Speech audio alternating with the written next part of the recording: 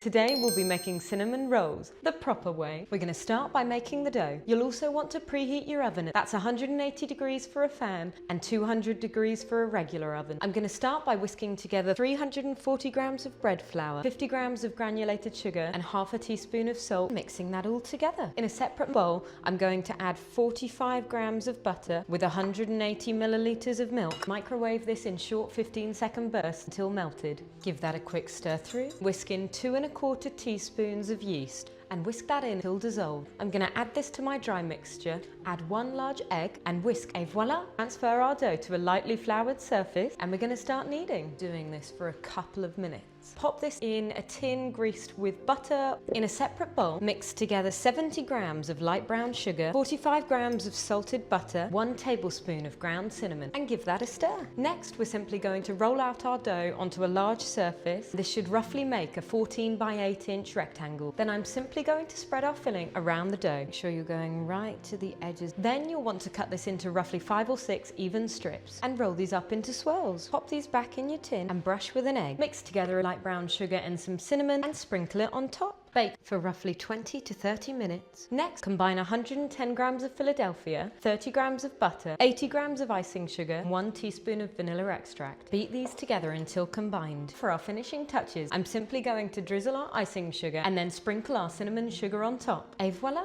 We have our finished cinnamon buns. Don't they look delicious?